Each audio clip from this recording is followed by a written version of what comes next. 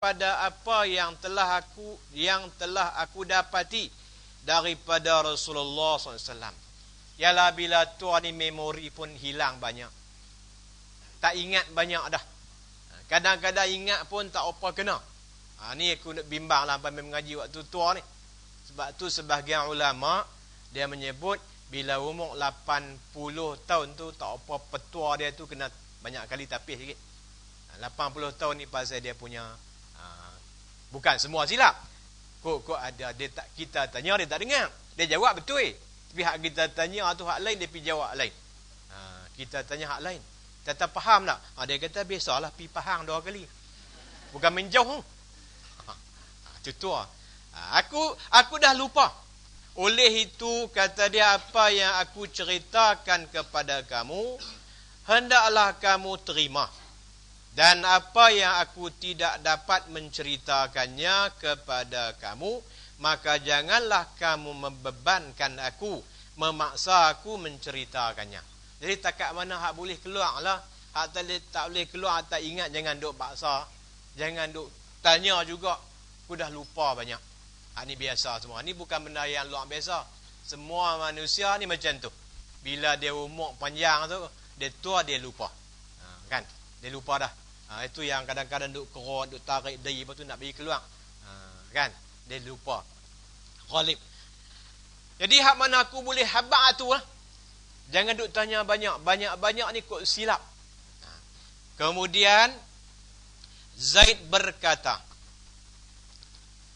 Qama Rasulullah sallallahu alaihi wasallam yawman fina khatiban bima'in yud'a khumman baina Makkah wal Madinah. Fahamidallaha wa asna alaihi wa wa'aza wa zakkara thumma qala amma ba'du ala ayyuhan nas fa innama ana basharun yushiku an ya'tiya rasul rabbi fa ujib wa ana tarikun fikum saqalain awwaluhuma kitabullahi fi al-huda wan nur fahuzu bi kitabillah wastamsiku bih fahassa ala kitabillah wa raghaba fi thumma qala wa ahlu baiti uzakkirukumullah fi ahli baiti uzakkirukumullah fi ahli baiti faqala lahu Husain. Baik, tak manti tentu dulu. Kemudian Zaid berkata, pada suatu hari Rasulullah SAW memberi khutbah kepada kami di suatu lembah. Ada aku masih ingat lagi. Satu hari Nabi berkhutbah. Khutbah, ceramah, kuliah ya. Nabi bagi khutbah kat kami suatu hari di satu lembah yang dipanggil dengan nama Khumma, yang terletak di antara Makkah dan Madinah. Lalu baginda memuji Allah dan memberi nasihat dan ingatan. Jadi khutbah Nabi biasanya macam itulah. Dia mula dengan puji-puja Allah. Kemudian dia bagi nasihat, bagi ingatan, wa'az, nasihat, tazkirah, ingatan untuk bekalan kepada umat yang akan ditinggalkan. Dalam nasihat Nabi yang aku masih ingat, kemudian Nabi bersabda, ingatlah, wahai sekalian manusia, sesungguhnya aku adalah seorang manusia yang hampir-hampir didatangi oleh pesuruh Tuhanku, malaikatul maut.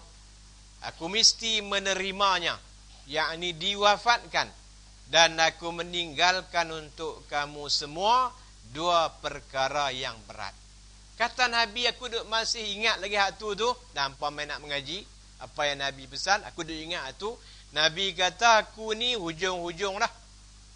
Malaikat mau dekat-dekat nak ambil nyawa dah. Nabi dia bersedia. Jadi makna bila kita baca cerita ni, kita pun nak kena bersedia lah. Kena duk nampak selalu dah. Ni hak kita yang berumur ni dia dah tu. Uban pun bertabuk dah. Mata pun kabuk dah. Kemudian tengok kut lengan pun gendok habis dah. Balik lagi pun nak makan bubuk ya. Lepas tu tak lama lah tu nak pergi kubuk lah. Uban bertabuk, makan bubuk, kulit kendok, dia lah tu. Jadi Nabi kata aku ni hampir-hampir dah. Di ujung-ujung dah ni. Bila hujung-hujung nak mati, aku nak pesan kat hampa semua umat aku, 2 perkara. 2 perkara ni pegang bagi kemas. Dan aku meninggalkan untuk kamu semua 2 perkara yang berat. As-saqalain.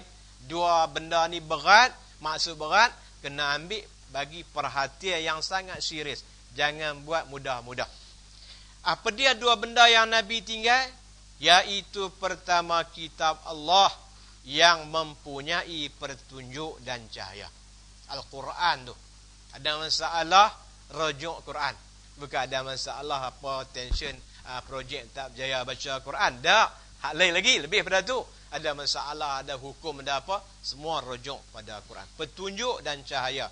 Al-Quran ni merupakan huda, satu. Yang kedua, an-nur, petunjuk dan cahaya.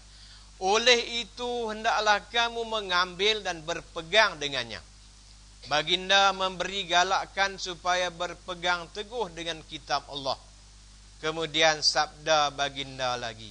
Yang kedua, as-saqalain yang kedua, yang aku tinggalkan kaum keluargaku dan ingatkan, nasihatkan kamu supaya taat kepada Allah dalam memuliakan kaum keluargaku. Taat kepada Allah dalam memuliakan kaum keluargaku. Jadi bukan mulia sampai puja, sampai kata dia Tuhan. Malaikat silap, malaikat Jibril silap. Wahyu tu nak bagi kat Sayyidina Ali, tiba-tiba mai kat Nabi. Tu dia tak mulia tu. Ada jadi ikut lain. Jadi hak tu dia tak bincang panjang. Dr. Aziz duk hurai tiap-tiap hari Rabu panjang tu. Baik. Aku ingatkan kamu supaya taat kepada Allah dalam memuliakan kaum keluarga aku. Husain berkata, ni nak main mengaji. Bila main mengaji tak faham tanya. Jangan okey, angguk-angguk balik pi. Husain berkata kepadanya Zaid, wahai Zaid, siapakah yang dimaksud dengan ahlul bait itu? Adakah isteri-isteri Nabi termasuk dalam ahlul bait? Jawab Zaid, ya. Isterinya juga adalah termasuk dalam kaum keluarganya. Tetapi kaum keluarganya adalah mereka yang diharamkan menerima sedekah selepas wafat Rasulullah SAW. Isteri memang termasuk keluarga, tapi maksud keluarga di sini orang yang diharamkan makan sedekah. Tu mulia. Nabi suruh mulia, tapi mereka ni tak boleh makan zakat. Mereka makan lain kalau ada. Jawabnya Zaid, mereka ialah kaum keluarga Ali, kaum keluarga Aqil, dan kaum keluarga Ja'far, dan anak-anak Abu Talib, dan kaum keluarga Abbas. Kata Husain, mereka ini diharamkan menerima sedekah. Jawab Zaid, ya. Inilah keluarga Nabi. Bagi mazhab Syafi'i, daripada Bani Muttalib dan Bani Hashim. Bagi Abu Hanifah, daripada Bani Muttalib. Baik. Bani Muttalib ni anak-anak Abdul Muttalib. Muttalib tu tok Nabi, anak cucu semua yang beriman. Yang tak beriman tak ada lah, tak jadi keluarga Nabi. Dalam riwayat yang lain, ingatlah sesungguhnya aku telah meninggalkan untuk kamu 2 perkara yang berat. Salah satu daripada keduanya ialah kitab Allah, iaitu tali Allah suruhannya. Siapa yang mengikutnya adalah ia dari orang yang mendapat petunjuk. Dan siapa yang mengingkarinya, perintah dan larangannya, adalah ia di dalam kesesatan. Jadi Zaid riwayat hadis tu. Aku dengar Nabi sebut pesan. Nabi ni dia kesian, dia sayang kat umat. Sebelum dia nak pisah pada umat pun dia pesan, dia tinggal. Kita pesan, ni kena pesan ni kat anak-anak kita, pesan apa? Kita ada pesan, tak apa aku tak ada ni, hampa perban 3,000. Hampa perban 4,000. Kebau tu apa semua orang tua-tua kampung dulu. Jadi pesan apa? Pesan dengan agama.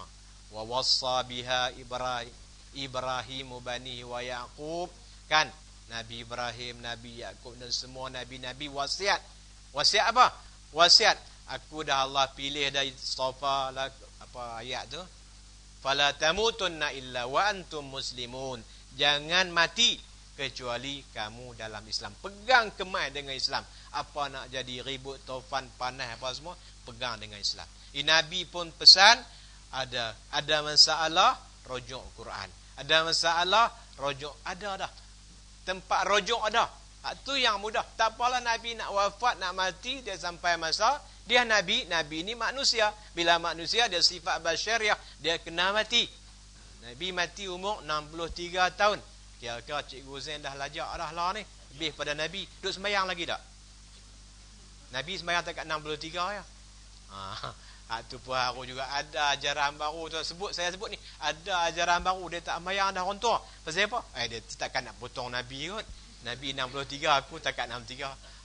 Nabi dah Allah wafat 63, kita dah Allah taruh bagi panjang, lagi hayat di kandung badan, kena tunaikan solat. Jadi tak ada masalah. Nabi pesan, jaga, tengok pada Quran.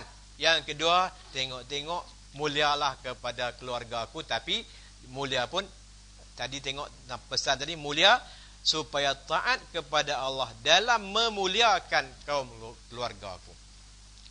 Rasulullah memesan supaya umat Islam berpegang dengan dua perkara, iaitu kitab Allah dan mengingati kaum keluarganya. Siapa yang berpegang dengan kitab Allah, mematuhi segala suruhan dan larangannya, adalah dari golongan orang yang mendapat hidayah Allah. Dan siapa yang mengingkari segala suruhan dan larangannya, adalah ia dari golongan yang sesat. Nak tahu sesat tak sesat? Kalau yang buat tu bercanggah dengan Quran, sesat. Walaupun Jakim tak kata sesat lagi.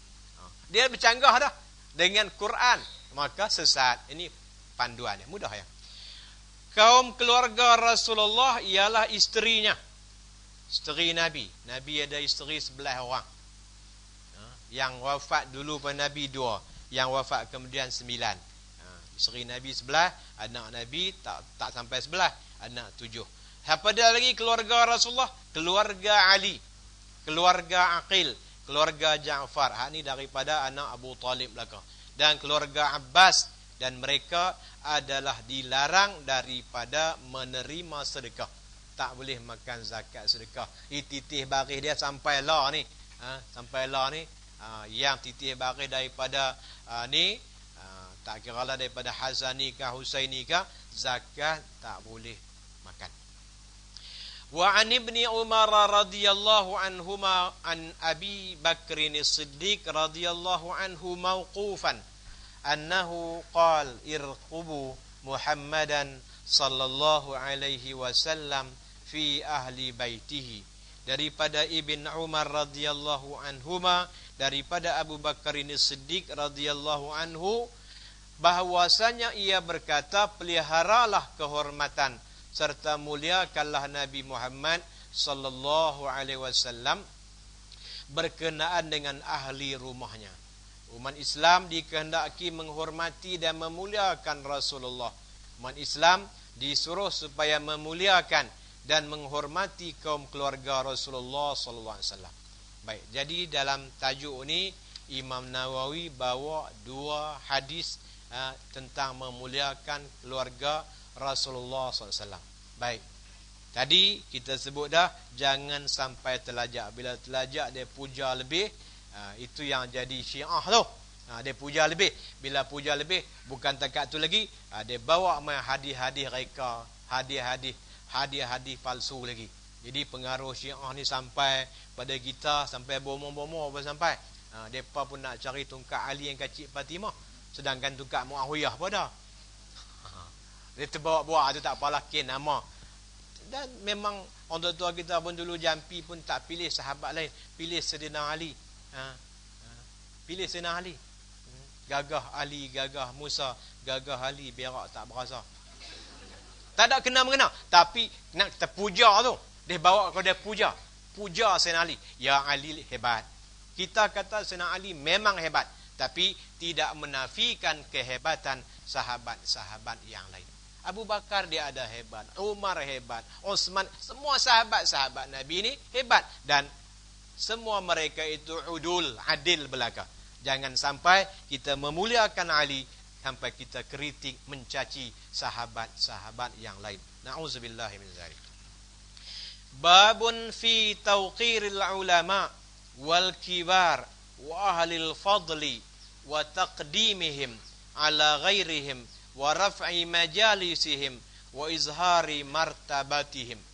Bab memuliakan ulama, orang tua dan orang yang mempunyai kemuliaan. Ada 3 orang, 3 kumpulan yang kita kena mulia. 1, ulama, sebab ilmu dia, walaupun umur dia muda, ilmu dia ada. Yang kedua, orang tua, sebab umur dia tua, walaupun dia tak ada ilmu, tapi dia tua. Tambah pula kalau dia ulama, yang tua lagi lah. Dan yang mempunyai kemuliaan, dia ketua kabilah, dia tok batin, dia kita lantik apa ketua-ketua apa tu, tu kena mulia. Jadi sebab ilmu, sebab umur dan sebab kedudukan. 3 kumpulan ni Islam ajak kena memuliakan serta mengutamakan mereka daripada orang lain. Orang ni kena bagi lebih sikit dari orang lain. Tu kita kena hormat. Bagi dia pula, dia tidak memintakan penghormatan dari orang lain. Meninggikan tempat duduk mereka dan menyatakan taraf dan martabat mereka. Para ulama, orang-orang tua dan yang mempunyai kemuliaan adalah golongan yang mulia di sisi Allah. Oleh itu umat Islam disuruh memuliakan mereka dan mendahulukan mereka dalam semua keadaan, terutama dalam hal-hal ibadah seperti menjadi imam sembahyang dan sebagainya, serta meletakkan mereka di tempat yang sesuai dengan taraf dan kedudukan mereka. Ni yang kata agama kita ni cantik. Benda macam ni pun diajak supaya apa? Supaya pandai. Orang kecil hormat orang besar, orang yang tak ada ilmu hormat orang yang ada ilmu, anak muda hormat kepada orang tua. Ni tak ada dalam ajaran lain, tak ada. Yang ada ajaran agama Islam.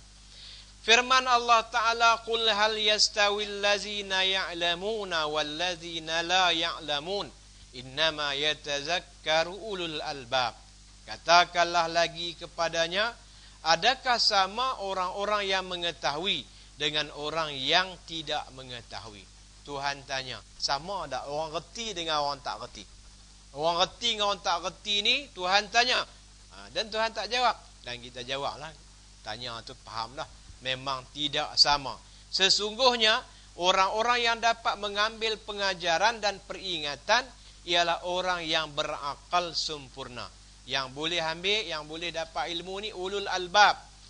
Ulul albab seperti dia. Dalam ayat yang lain Allah sebut di sana ulul albab ni mereka ada 2 sifat. Satu zikir, yang kedua fikir. Yazkurun, ingat Allah, fikir dengan apa ciptaan Allah. Itu ulul albab. Di sama ke tak sama? Sudah tentu tak sama.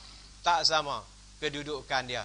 Di dunia pun tak sama, dalam apa-apa bentuk pun tak sama, di akhirat pun tak sama. Orang yang ada ilmu, dia makin ada ilmu, makin dekat dengan Allah Subhanahu wa ta'ala. Bila makin dekat, sudah tentu syurga. Dan syurga yang tinggi, dia boleh masuk VIP ataupun atas lagi VVIP.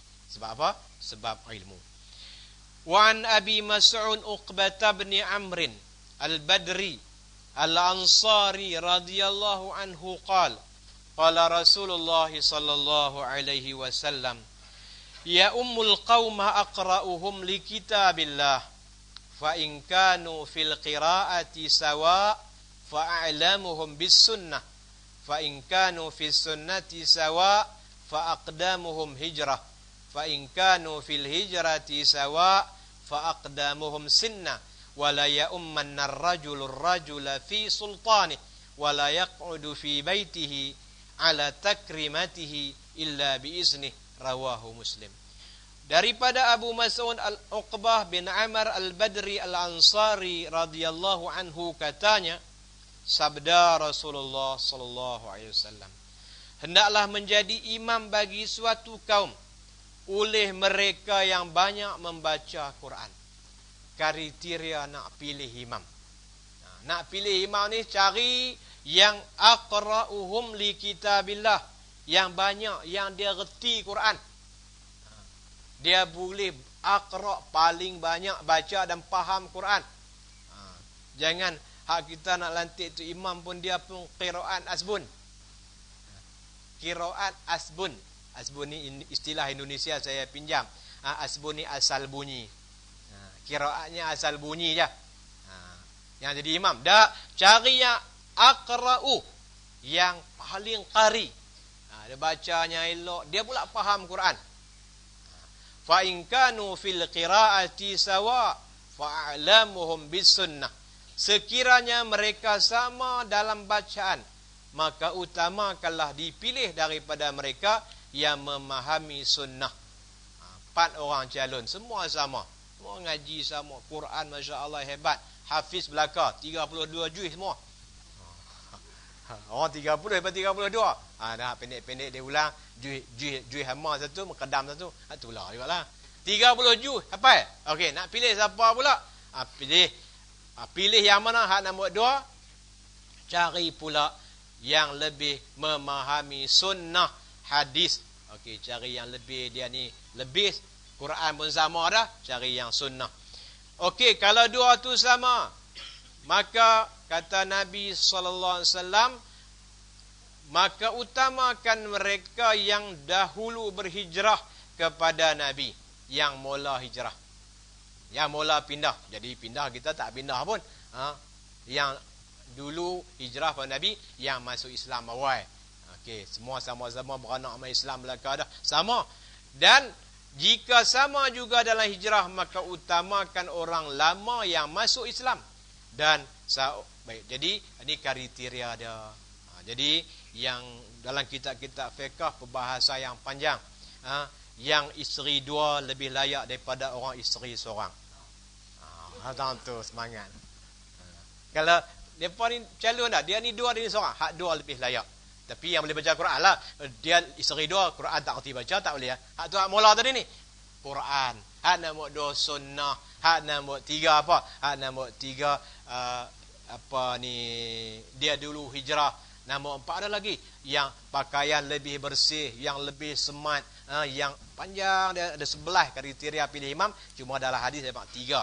Yang riwayat kedua dia tukar satu perkataan. Kita tengok lagi. Dan seorang tidak boleh menjadi imam kepada seorang yang lain di dalam kekuasaannya. Tempat tu dia yang kuasa, dia yang jadi sultan. Masjid tu dia imam rasmi, dia sultan. Imam rasmi itu sultan lah. Kita tak boleh pandai-pandai piduk naik jadi imam. Nabi larang tu. Tidak boleh menjadi imam kepada seorang yang lain yang dalam kekuasaannya. Saya Tok Guru pun tak boleh pandai-pandai tu khuriah dia. Jangan duk habaq kita Tok Guru ya. Hari tu nak habaq Tok Guru buh jubah dua lai. Tak boleh, dia sultan, masjid tu dia tempat dia. Dan tidak boleh duduk di atas hamparan utama rumahnya kecuali dengan izinnya. Jadi imam kalau dia izin, dia suruh boleh lah. Ada imam yang macam di Kedah ni. Kedah ni sultan lah tu, dia punya pentadbiran dia. Dia ada wakil dia. Kalau wakil dia tak apa, Kubang Pasu, Syekh Faisal, dia imam masjid mana pun dia boleh kalau jadi imam. Tak boleh, dia ada sultan dia. Tapi dia kontestan, jangan duk pandai-pandai tak kat Kubang Pasu dia. Tu kaedah dia. Kan cantik kalau ikut. Tu imam, tu sengah-sengah tu imam dia tak bagi kat siapa, pasal dia ada kuasa. Ya kalau dia izin, dia pula kena baca. Aku imam, memang aku rasmi, tapi kawan ni lebih lagi. Kena bagi orang lihat tu pandai saling hormat menghormati.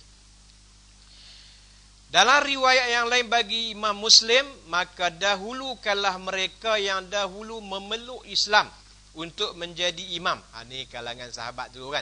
Ada yang dia punya rekod ni 0013, ni 0033, 0013 lah awal. Dalam riwayat lain lagi, hendaklah mengimami akan suatu kaum itu oleh mereka yang mahir membaca Quran. Maka dahulukan mereka dari segi bacaan. Jika sama bacaan mereka juga, hendaklah menjadi imam mereka yang terdahulu berhijrah. Jika mereka sama-sama berhijrah, maka hendaklah menjadi imam dari kalangan orang yang lebih tua umur di antara mereka. Ini kriteria pilih imam. Namun kalau yang jadi imam tu rendah daripada yang jadi makmum, sembahyang itu tak sah.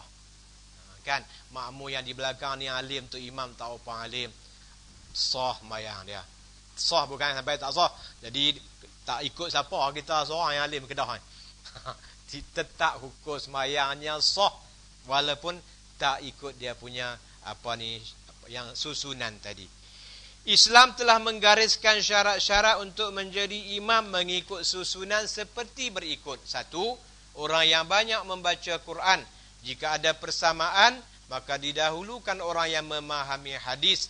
Jika sama juga, maka diutamakan orang yang dahulu berhijrah kepada Nabi SAW dan negara Islam. Jika sama juga, hendaklah dahulukan orang yang lama memeluk Islam. 2. Tidak diharuskan orang yang dalam kekuasaan orang lain menjadi imam. 3. Seorang tidak boleh melakukan suatu apabila berada di tempat orang lain, di tempat orang, melainkan dengan izin tuannya. Jadi rumah dia, kita pipi nak kalih kursi, tak apa elok duduk kursi, duduk tani kita kalih sikit. Rumah orang minta izin dulu. Tuan dia kata elok, memang duduk tunggu nak kalih ramai elok. Tu tak apa. Jadi tu bawah takluk orang lain. Rumah orang dia bagi kita duduk ni kawasan tamu, dia bagi satu bilik. Takat bilik tu jangan duduk pergi duduk kosek bilik lain pula. Salah. Baik, jadi imam tuan-tuan, di Kedah ada 61 masjid tak ada imam. Pasal apa saya tak tahulah. Setengah tempat tu memang tak ada sungguh. Setengah tempat tu ada apa duduk proses. Setengah tempat tu kita pergi semayang memang tak boleh. Pasal apa? Pasal baca tak betul. Tapi bagi tempat tu memang dia paling baik. Dalam tak betul semua tu dia paling betul. Jadi eloklah. Tak lantik dia pakai tak sembahyang depa. Dia tak apalah. Yang pandai pasal sembahyang itu apa? Dia orang luar pergi sembahyang tu dia duk abang tu imam ni tak betul. Tu imam tak situ kira betul lah semua. Dia paling baik tu. Ya. Waladol hak lain tu walasol waladol dia tak apalah. Betul memang tak kena, tapi di qaryah tu itu yang terbaik, kira tak apa. Kan banyak kadang-kadang orang pun dia rajin kritik kan, semua tak betul, dia tu tak betul. Jadi tak apa, perbetul hak tu kena tugas kita yang reti, kena perbetul. Hak tak betul jangan duk jajalah tak betul tu, tolong perbetul. Wa anhu qala kana Rasulullah sallallahu alaihi wasallam yamsahu manakibana fi shalah wa yaqul istawu wa la taqtalifu fatakhtalifa qulubukum liyalini minkum ul ahlami wan nuha summa allazina yalunahum rawahu Muslim.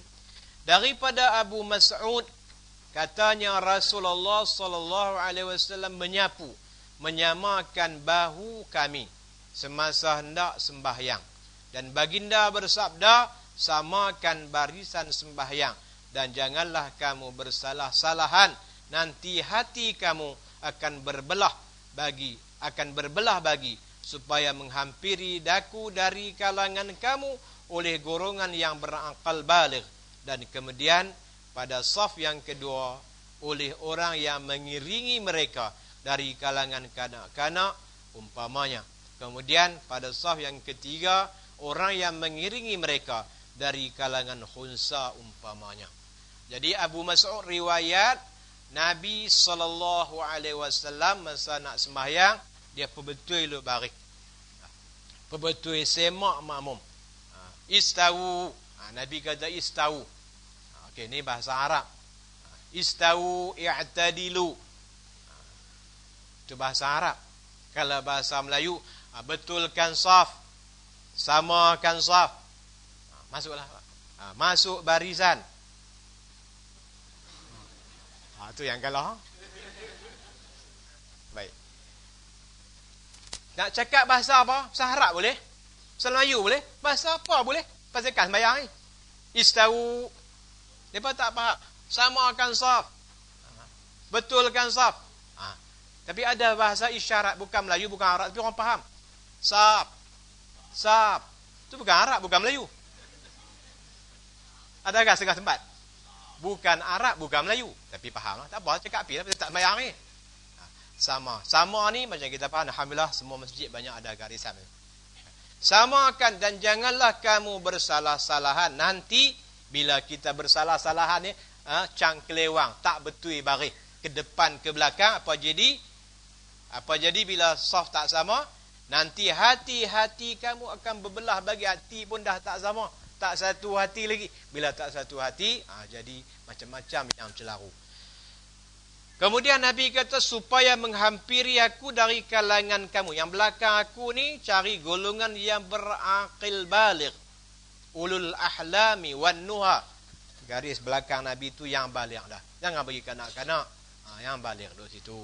Kemudian, yang balik habis dah balik, ikut susunan dia, kanak-kanak. Kalau kanak-kanak tu mewah, tak apalah. Dia mewah. Duduklah di saf pertama. Mewah. Orang tua main lambat. Jadi orang tua kena mewah lah. Kemudian, kanak-kanak. Ketiga, khunsa. Khunsa ni takkan nak ada ambil sebaris kot. Seorang pun barasan tak ada. Malaysia ni tak tahu ada berapa orang. Tapi ada hukum ada. Hukum kena ngaji, hukum ada. Khunsa. Khunsa ni ada dua pula.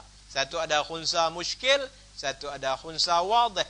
Muskil ni nak tahu kok mana. Tak jadi perempuan, tak jadi laki-laki. Wadih clear. Dia clear dah. Mirip belah laki-laki. Peratus dia. Mirip belah perempuan. Tu khunsa. Dia ni pondan. Pondan dia tak masuk. Hak laki-laki tiru perempuan, nama dia pondan. Perempuan tiru laki-laki, nama dia ponen. Ponen dan pondan ni tak boleh.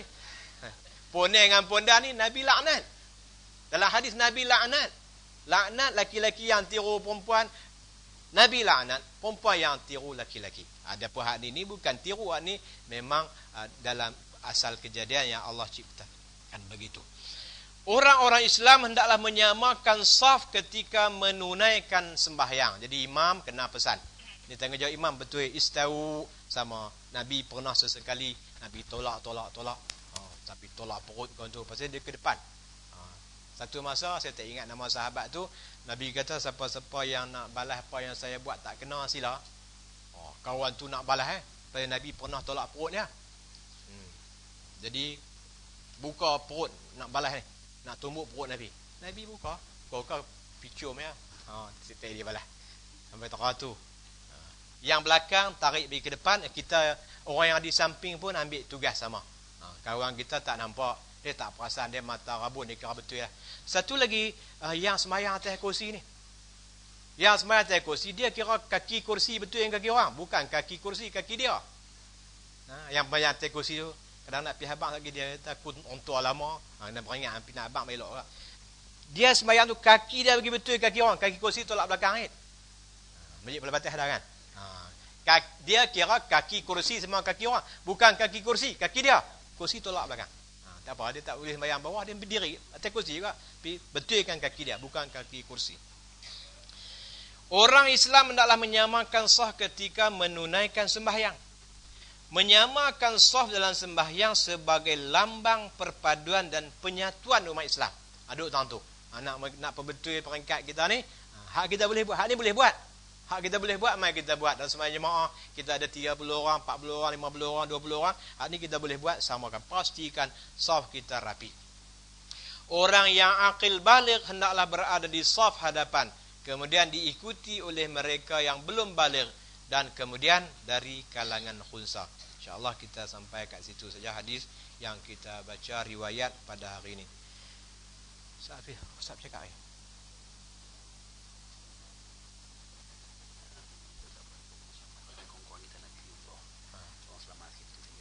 Ya, bukan Ustaz cakap ni.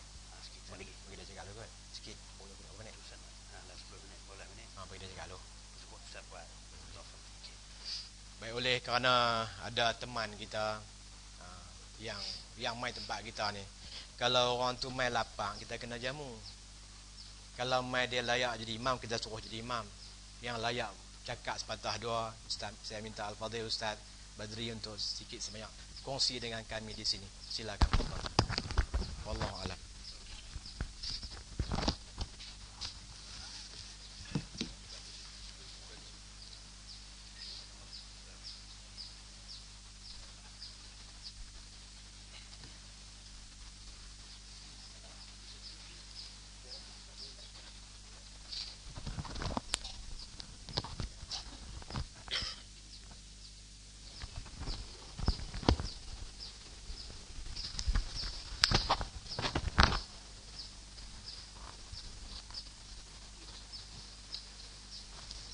Bismillahirrahmanirrahim.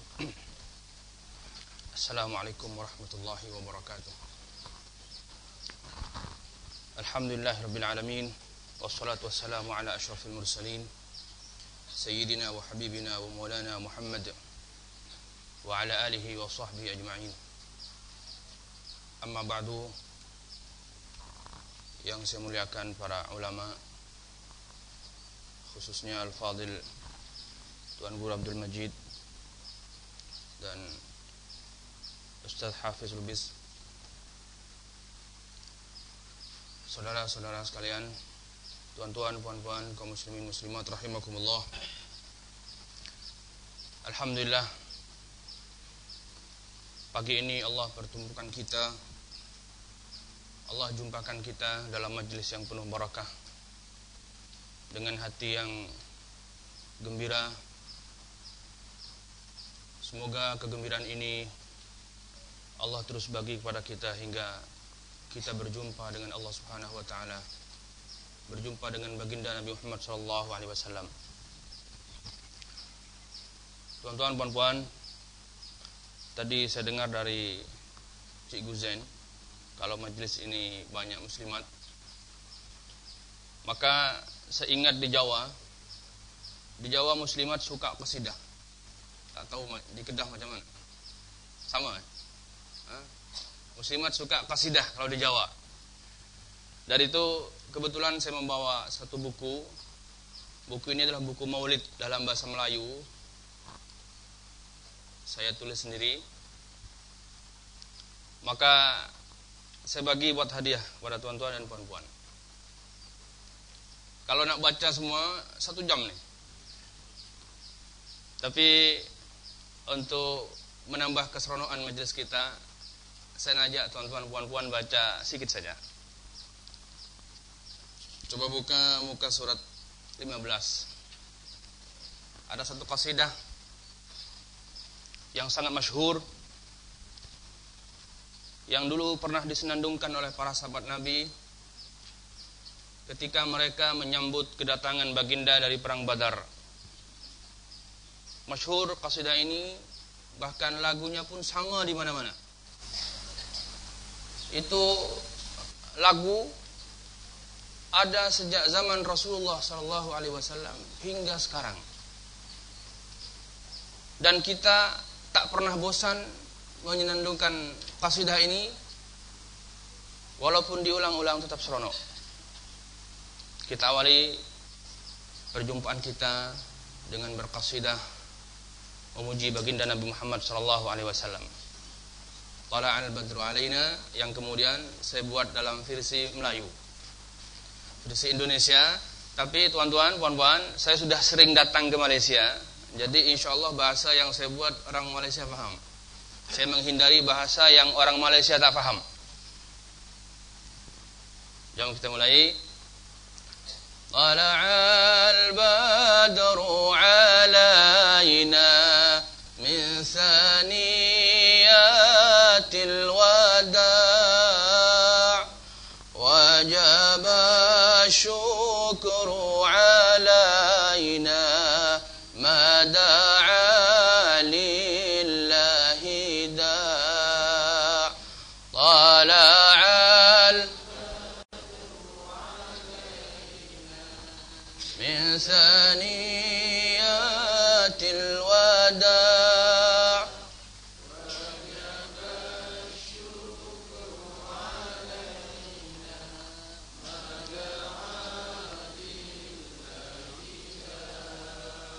terbitlah bulan purnama indah dan mempesona. pancarkan cahaya cinta, syukur alhamdulillah. Tala'al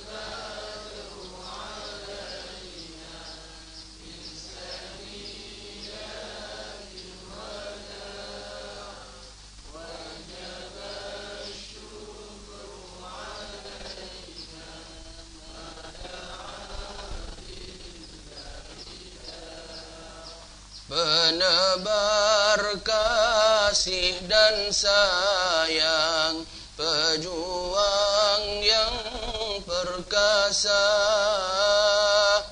teladan yang bersahaja, Muhammad Rasulullah. Tala'al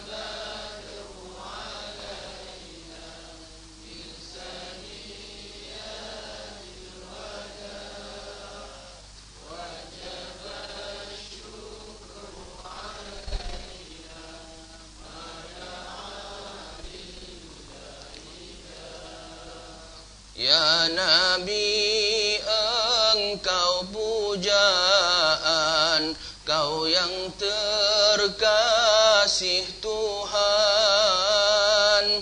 keranamu diciptakan semua makhluk Allah. Tala'al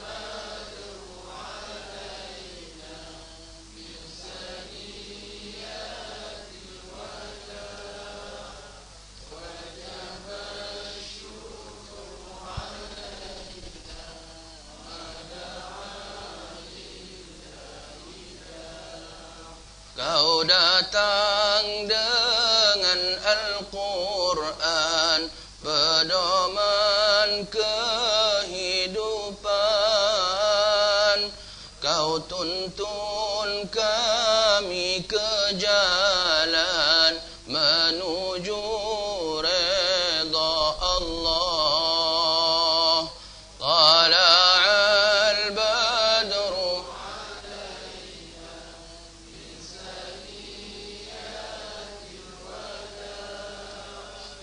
wajib syukru alaina.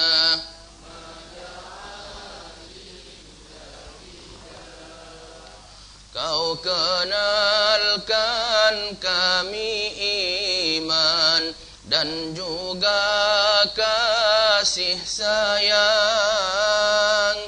Kau berikan kemuliaan dengan agama Allah. Tala'al badru alaina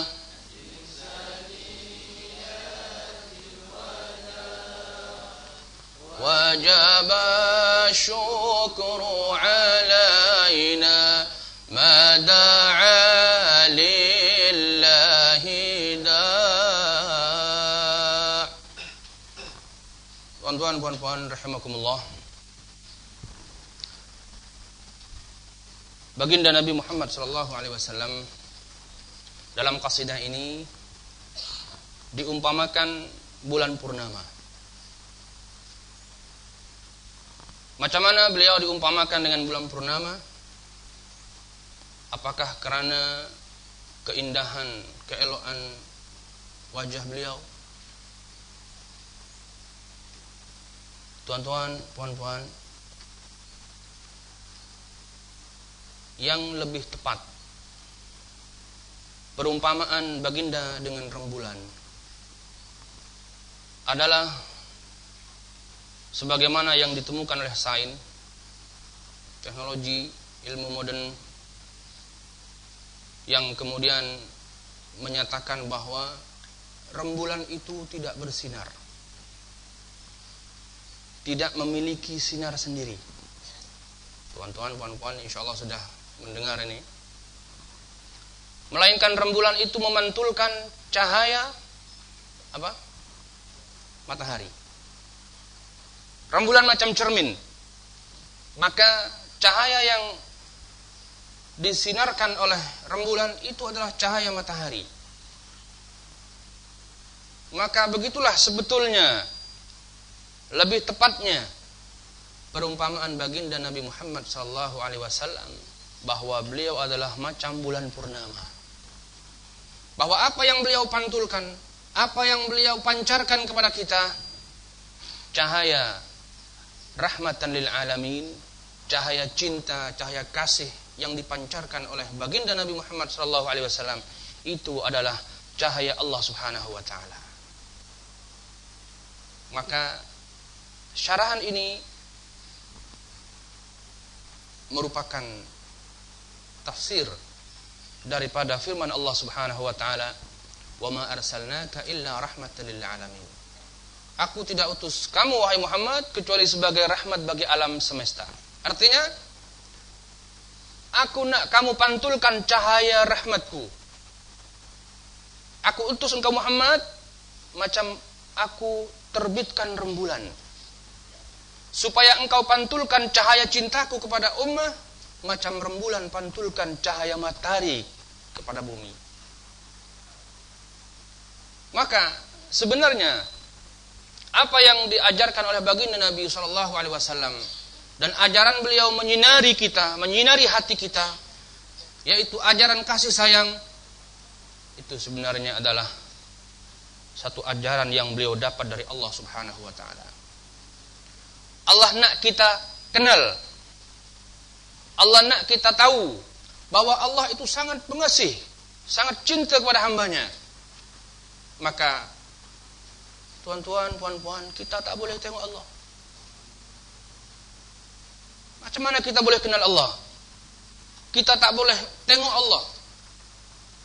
Karena kita tak boleh tengok Allah, maka cahaya cinta itu Allah pantulkan melalui Rasulullah SAW. Sehingga melalui Rasulullah SAW yang sangat mencintai ummah, sangat mencintai kita, kita boleh mengenal Allah. Bahwa cinta, kasih yang dibagi oleh Rasulullah SAW itu adalah bagian daripada cinta Allah Subhanahu wa taala. Nabinya begitu cinta kepada kita, maka Tuhannya lebih dari itu. Rasulnya begitu mencintai, menyayangi ummah, maka Tuhannya lebih dari itu. Lebih cinta, lebih sayang kepada hambanya. Dari itu tuan-tuan, macam para nabi sebelum beliau, macam para rasul sebelum beliau, baginda Nabi Muhammad SAW menunjukkan kepada kita betapa beliau sangat mencintai kita. Beliau sangat memperhatikan ummah, menyayangi ummah dengan cinta melebihi diri sendiri. Dengan cinta yang melebihi cinta beliau kepada diri sendiri. Betapa beliau mencintai ummah sehingga beliau sentiasa mendahulukan ummah. Nabi, tuan-tuan, puan-puan, bila ada benda yang sedap, yang enak, beliau kita yang nak merasakan dulu. Beliau nak kita yang merasakan dulu. Tapi bila ada satu benda yang tak sedap, benda yang sulit, meletihkan, pahit, sakit, Nabi nak beliau yang merasakan lebih dulu. Bahkan Nabi berusaha supaya cukup beliau yang merasakan, ummah tak payah merasakan. Begitulah beliau mencintai ummah. Satu ketika rehat perang, tuan-tuan, perang itu sangat meletihkan. Sehingga lepas perang, para tentara lapar, haus, letih. Ketika semua rehat, termasuk baginda Nabi Muhammad SAW, beliau sangat letih, lapar dan haus. Maka para sahabat membuka bekal minum. Girbah itu macam botol kalau sekarang, macam botol. Para sahabat membuka bekal minum dan mengambil satu girbah, dibukalah girbah itu, dan dibagikan kepada Rasulullah sallallahu alaihi wasallam. Mereka nak beliau yang minum lebih dulu. Beliau nak Nabi minum pertama. Tapi Rasulullah sallallahu alaihi wasallam menolak. Nabi tak nak. La sayyidul qaumi akhiruhum syurba, kata Nabi. Tak, pemimpin itu minum belakang, minum terakhir. Nabi tengok sahabat-sahabat beliau, Nabi tengok tentera kaum muslimin yang sangat letih, macam nampak mereka lapar haus. Nabi tak tega yang nak minum dulu. Tak, biarkan sahabat minum dulu. Tentera minum dulu. Aku belakang saja. Tuan-tuan, inilah yang diajarkan oleh baginda Nabi Muhammad SAW. Cinta, kasih yang diajarkan oleh Allah Subhanahu wa taala kepada Rasulullah SAW. Allah Subhanahu wa taala berjaya mendidik baginda sehingga menjadi orang yang sangat mencintai ummahnya, melebihi dirinya sendiri. Nabi yang sentiasa mendahulukan ummahnya. Itulah yang dikatakan oleh baginda, "Addabani Rabbi wa ahsana ta'dibi." Tuhanku telah mendidik aku dan dia telah mendidik aku dengan baik. Inilah pendidikan yang dibagi oleh Allah Subhanahu wa taala kepada Nabi untuk menjadi orang yang sangat mencintai sesama, mencintai kawan, mencintai saudara. Bukan sama seperti dirinya, tetapi mencintai saudara lebih dari dirinya. Baginda Nabi ketika bercakap tentang cinta, tuan-tuan, puan-puan, Nabi tak cukup bercakap saja. Tak macam saya hanya cakap saja. Tapi Nabi juga mencontohkan, memulai. Inilah kenapa Nabi sukses. Nabi berjaya mendidik para sahabat. Kenapa? Karena Nabi tak cakap saja. Nabi memulai. Ketika Nabi berbicara cinta, Nabi memulai cinta. Ketika Nabi berbicara tentang perhatian, Nabi memulai perhatian. Ketika Nabi berbicara tentang membantu, Nabi memulai membantu. Itu sebab pendidikan beliau sangat berjaya mendidik para sahabat mencintai sesama. Nabi mengajarkan mencintai kawan lebih dari diri sendiri. Dan Nabi mencontohkan itu, tuan-tuan, puan-puan. Sehingga para sahabat yang telah dididik oleh baginda, mereka menjadi orang-orang yang sangat mencintai kawannya. Al-muslim akhul muslim. Muslim adalah saudara bagi muslim yang lain. Untuk darjah awal, Nabi pernah mengajarkan, la yu'minu ahadukum hatta yuhibba li akhihi ma yuhibbu li nafsihi. Tidaklah bermukmin satu orang kecuali dia nak untuk kawannya macam nak untuk dirinya. Tidak mukmin satu orang kecuali dia nak untuk kawannya macam dia nak untuk dirinya. Nah, kita ni nak kaya, nak makan, nak hidup senang, maka kita belum mukmin kalau kita tak berfikir macam mana supaya kawan kita pun sama macam kita. Kalau kita berfikir diri sendiri, tak peduli dengan kawan, tak peduli dengan jiran, belum mukmin. Dan tuan-tuan, ini pelajaran darjah pertama. Dalam Islam ini pelajaran tadika, tuan-tuan. Jadi kalau ada orang yang sudah boleh mencintai jiran, kawan, saudara sama seperti dirinya 100%, dia masih lulus tadika. Belum kelas tinggi. Macam mana yang kelas tinggi? Yang kelas tinggi mencintai kawan lebih dari dirinya. Kita macam mana? Kita mungkin tadika belum lulus. Kita masih lebih cinta diri kepada kawan.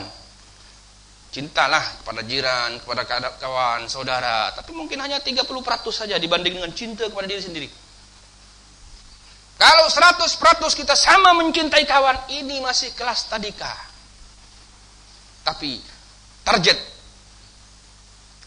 dalam ajaran cinta baginda Nabi Muhammad SAW adalah kita mencintai orang lain, mencintai saudara, jiran, keluarga lebih dari diri sendiri. Dan baginda tak hanya cakap, beliau memulai, beliau mencontohkan. Sehingga para sahabat yang mendapat pendidikan dari beliau, mereka pun menjadi orang-orang yang memperhatikan, mempedulikan, mencintai orang lain melebihi diri sendiri. Salah satu contoh adalah Al-Imam Ali bin Abi Thalib, sepupu baginda, menantu baginda, termasuk Ahlul Bait yang tadi telah disyarahkan oleh Tuan Guru Abdul Majid dalam Riyadhus Shalihin. Al-Imam An-Nawawi membuat satu bab ikramu ahli baitin Nabi, memuliakan keluarga Nabi. Kenapa kita kena memuliakan keluarga Nabi? Karena keluarga Nabi inilah yang setiap hari sentiasa bersama Nabi, berkhidmah kepada Nabi dan belajar dari Nabi, mendapat pendidikan yang maksimum dari Nabi. Di antaranya Al-Imam Ali bin Abi Thalib dan putra-putra beliau Al-Hasan dan Al-Husain. Tuan-tuan, puan-puan, pernah satu ketika Sayyidina Ali balik dari luar, datang rumah, bertanya kepada Sayyidatina Fatimah, Fatimah, aku lapar nih, ada makan kan? Kata Siti Fatimah, tak ada bang. Ya, panggil abang orang sini, suami. Hah? Apa? Betul? Apa ayang? Tak ada bang, tak ada makan dapur. Tuan-tuan, Sayyidina Ali dan keluarga beliau terpaksa menanggung kemiskinan. Sering mereka tak punya makan, tak punya makanan. Kenapa? Karena beliau sentiasa berkhidmah kepada Rasul. Berkhidmah membantu Nabi untuk berkhidmah kepada ummah. Karena mereka lebih pentingkan ummah daripada keluarga, dan keluarga diajarkan untuk mementingkan ummah daripada diri sendiri, sehingga beliau tak sempat untuk bekerja. Karena beliau lapar, datang rumah, di rumah tak ada roti, maka beliau keluar sekejap. Nak kemana? Nak bekerja, nak cari buat makan. Beliau keluar dan kemudian datang ke kebun orang Yahudi, tuan-tuan, puan-puan. Dia mengambil upah, mengunduh, kata orang Jawa, orang Indon, mengunduh itu? Mengambil kurma, memetik kurma. Dia mengambil upah memetik kurma kepada orang Yahudi. Lepas dapat beberapa karung, dia dapat upah cukup buat beli makan. Beliau ke pasar, ke kedai, beli tepung gandum, sama tepung, ya, tepung gandum, balik ke rumah. Fatimah, awak masalah. Maka tepung ini dibagi 3. Oleh Siti Fatimah radhiyallahu taala anha, dibagi 3. Buat makan sekarang, buat makan nanti siang, buat makan nanti malam. Setelah dibagi 3, maka salah satu dimasak. Setelah siap disaji, siap dimakan, tuan-tuan, puan-puan, Sayyidina Ali, Siti Fatimah, Sayyidina Hasan, Husain masih kecil, masih budak. Dah siap nak makan, tiba-tiba ada yang ketuk pintu. Ketuk pintu. Siapa nih? Ganggu saja, dan nak makan. Beliau buka pintu, ternyata pengemis. Pengemis, tuan. Apa dia kata? Tuan, bagilah saya makan. Saya dari semalam belum makan. Saya dan keluarga saya belum makan. Maka baginda Sayyidina Ali masuk dalam, Fatimah, ada pengemis tak makan dari semalam. Bagi dia saja. Hasan, Husain, awak tahan nak ya sekejap. Anak beliau masih kecil, sudah diajarkan menahan diri demi untuk orang lain. Diajarkan untuk menahan kesedihan, menahan penderitaan demi membuat orang gembira, demi untuk menolong orang lain. Masih kecil, tuan-tuan, puan-puan. Awak tahan nak sekejap ya. Ibu awak nak masak lagi. Maka roti itu dibagi kepada pengemis. Dimasaklah bagian yang kedua. Setelah masak siap nak makan, tuan-tuan, puan-puan, ada lagi ketuk pintu. Pengemis macam yang pertama. Dia mengeluh, saya 2 hari belum makan, tuan. Maka makanan yang sudah siap dimakan kembali dibagi kepada pengemis. Sehingga yang ketiga, tuan-tuan, terakhir, baki 1 itu saja buat makan pagi itu. Sudah siap dimakan, ada yang ketuk pintu. Yang ketiga, dibagi semua makanan, tuan-tuan, puan-puan. Semua makanan yang ada demi menolong orang lain. Beliau ajarkan keluarga beliau, beliau ajarkan putra-putra beliau yang masih kecil untuk mendahulukan orang lain, mencintai orang lain, menolong orang lain melebihi dirinya sendiri. Kata beliau, tak payahlah, saya nak kerja lagi. Aku nak kerja lagi, nak cari duit lagi, nak beli tepung lagi, nanti kita masak lagi. Kasihan dia, biar dia makan. Dia sudah dari kemarin tak makan. Ini tuan-tuan, inilah ahlu baiti Rasulullah SAW. Itu sebab kita diperintah oleh Nabi mencintai mereka. Karena mereka adalah orang yang paling dekat dengan Nabi, sehingga paling banyak mendapatkan pendidikan dari Nabi. Dan hasil daripada pendidikan itu adalah mereka menjadi orang-orang yang mencintai orang lain lebih dari diri sendiri. Ada satu lagi dalam satu cerita perang, ketika selesai perang, tuan-tuan, ada satu orang punya botol minum. Dia minum masih ada baki setengah. Dia nak bagi kawannya. Maka dia mencari siapa yang belum minum.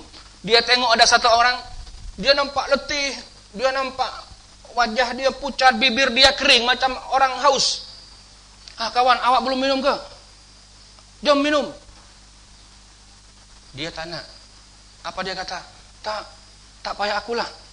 Aku tadi waktu aku tadi perang, aku dengar ada kawan aku si Fulan. Dia bertanya air. Dia mencari air. Dia lebih haus dari akulah. Biar dia yang minum. Tak nak minum, padahal dia haus, bibir dia kering.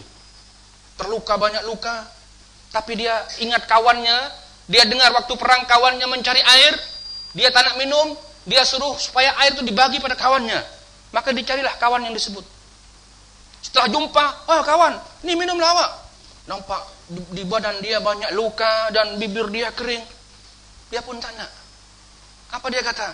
Tak, si Fulan, aku dengar tadi dia cari air. Awak bagi ke dia saja.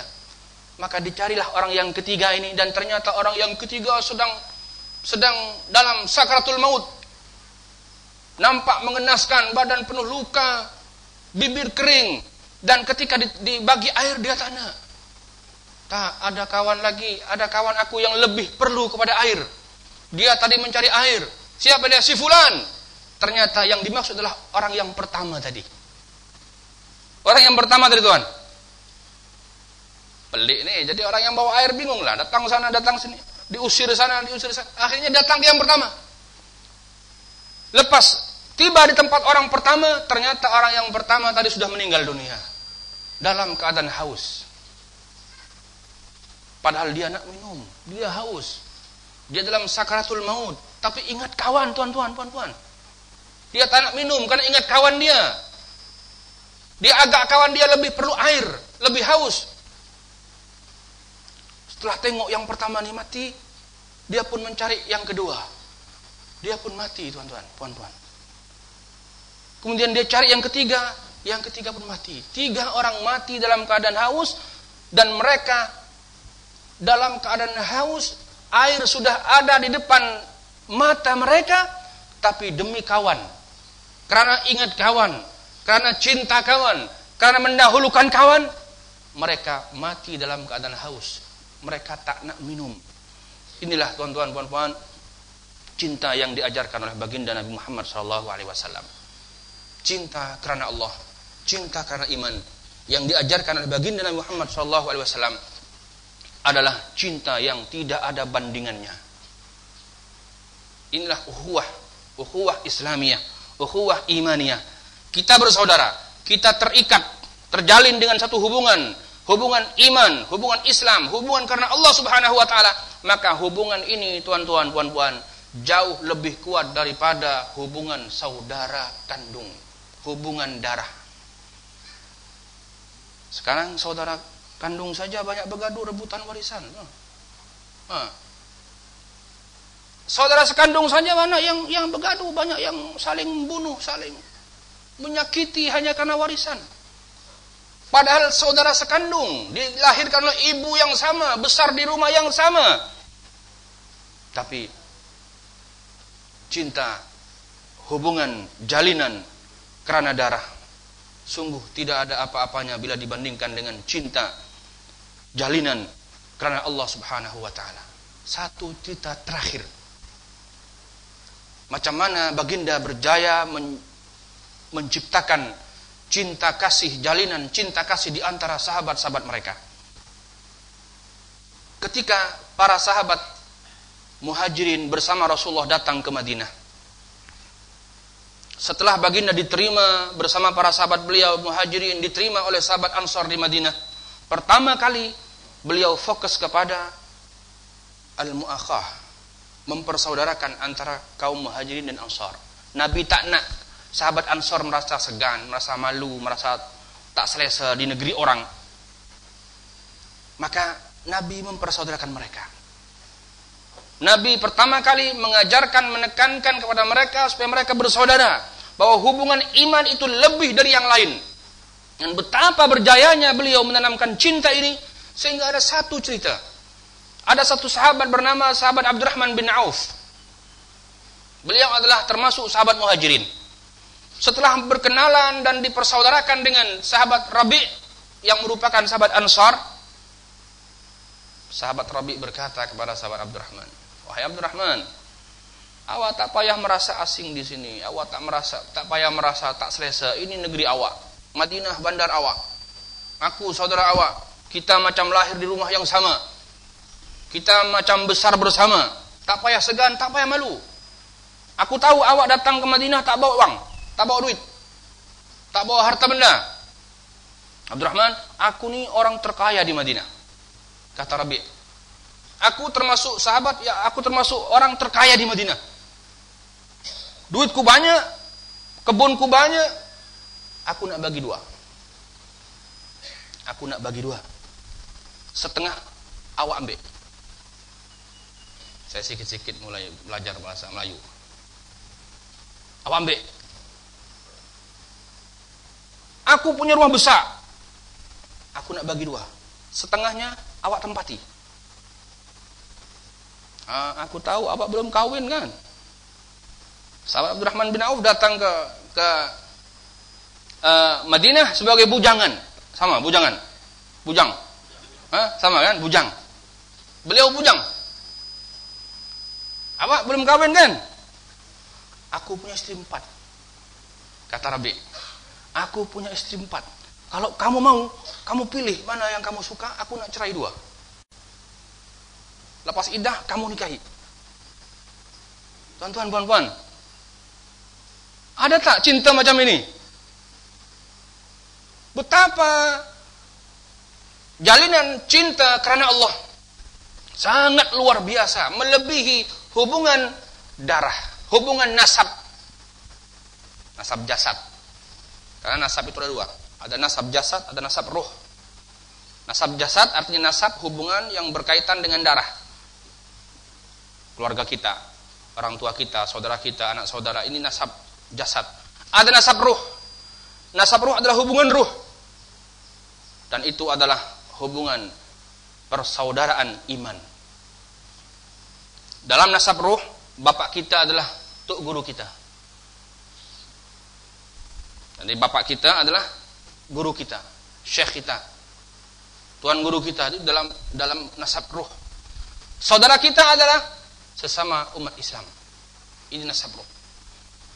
Ternyata nasab ruh yang dibuat oleh baginda Nabi Muhammad SAW, cinta sesama karena Allah yang diajarkan oleh baginda, ternyata memiliki kekuatan yang lebih dahsyat daripada hubungan nasab jasad. Sehingga para sahabat dan para ulama setelah para sahabat yang mendapatkan pendidikan dari baginda Nabi Muhammad SAW, mereka kemudian menjadi orang-orang yang sangat mencintai kawannya, mencintai saudaranya, jirannya, melebihi diri sendiri. Inilah yang kena kita ikuti dari baginda Nabi Muhammad SAW, Nabi yang sangat mencintai kita. Sehingga semoga dengan majlis ini Allah Subhanahu wa taala menambahkan iman kita, dan dengan iman itu Allah akan meningkatkan ukhuwah kita. Demikian yang boleh saya sampaikan. Wabillahi taufiq wal hidayah. Assalamualaikum warahmatullahi wabarakatuh.